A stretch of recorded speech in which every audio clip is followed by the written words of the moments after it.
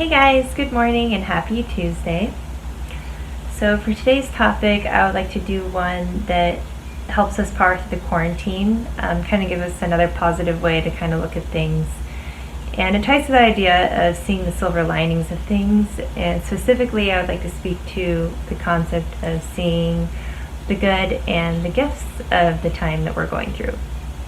And I know this is something that absolutely can be something way easier said than done, just because the way the news is and our communications, we are constantly being put under our nose things that are negative happenings and things that are stressful. So it can be hard to turn that rock over to say, like, okay, well, what is the positive thing that maybe is a consequence of this? And looking at that same happening and not just seeing the negative, but maybe something good that came of it.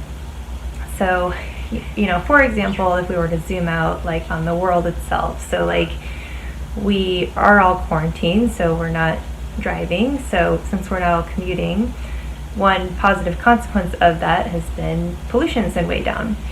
Also, since there's a lot less of us just kind of out and about, animals have been returning to places that they may not have been for decades. So these are just things that are really cool, positive happenings that are just on the other side of the negative happenings.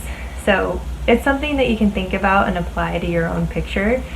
No one knows your picture as intimately as you do, so to know exactly what those are, that's something that you can kind of help identify through a practice like maybe like a gratitude list or a gratitude journal, to say like, what are the things that I have today that maybe weren't there before this quarantine picture. So like, one example you could say that might be applicable to a lot of us is, again, to that idea that no one is commuting because a lot of us are remote.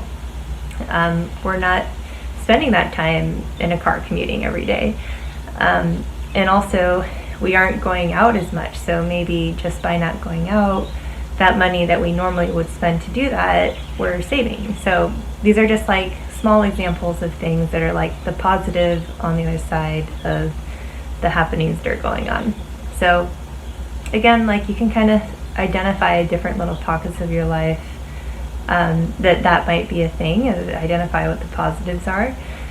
And I think that the more that you do that, the more you kind of build a sense in yourself that feels more resilient to what's going on and more accepting to what's happening, because you have a stronger sense of like, well, yes, this is going on, but here are the positives, and also everything will be okay. And it kind of helps you kind of feel more stabilized and centered in what's happening.